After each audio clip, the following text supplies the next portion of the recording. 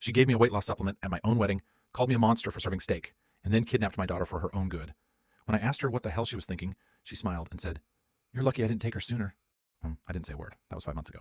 My sister-in-law makes me understand why men hate women. I first met her at my wedding reception, and her gift was a weight loss supplement, along with a gift card to my local gym. She insisted on handing it to me in person, instead of putting it down on the table. "This is for your she proudly exclaimed before pinching my stomach. "Thank me later." Well, my husband had already warned me about her, and told me that she was pretty horrible to every girl she met. So, no matter what she says, I shouldn't be surprised. But in the weeks after the wedding, she kept spamming me with photos of her vegan meals on WhatsApp, along with a paragraph of the benefits of cutting out meat. At first, I would reply saying, "I appreciate the advice, but I was going to continue to be an omnivore." That's when her messages took a turn. "Oh, okay, so you just love calling animals, huh? I hope your future daughter enjoys being birthed by a murderer."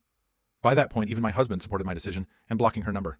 Fast forward to 6 years later, our baby Lucy was born, and we've been shielding her from but it was my mother-in-law's 80th birthday, and she was hosting a barbecue for the entire family. Quite frankly, me and my husband figured that it might be one of her last birthdays. So we decided to go and introduce Lucy to everyone. I was hoping I wouldn't be there since it was a literal barbecue, but of course she showed up with an "I love being vegan" t-shirt. When Lucy ran over and begged to be lifted up, I watched her like a hawk. Luckily, she did lift her up, and they played with her Lorax soft plushie that she brought everywhere with her. Lucy was quiet as us, but there wasn't a single person there who didn't receive at least one hug from her. And, to avoid my who was criticizing me and my ML for eating victims who had been helplessly unalived, I tried to spend the day with Lucy, and we made daisy chains in the front garden together. And after an hour after we finally threaded together a daisy chain tiara, Mai came over to me and started screaming. I felt my face become wet with her saliva. "You effing heartless, how could you have carelessly ripped those souls out of the soil like that?" She was then interrupted by my mill dragging her inside the house.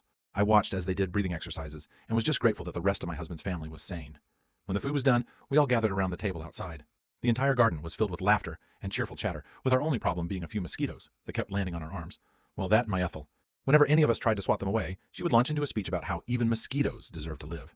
And I guess she noticed all of us ignoring her, because when I went to slap the one on my arm, she grabbed my wrist so hard I thought it would leave a bruise. Those are living beings. They're just trying to survive. And whenever I went to put food in my mouth, she would say something like, "Fat and heartless, pick a struggle." I'm literally a size US2 BTW. And when she saw Lucy on the other side of me eating steak, she said, "This is what happens when Kayla's raised children.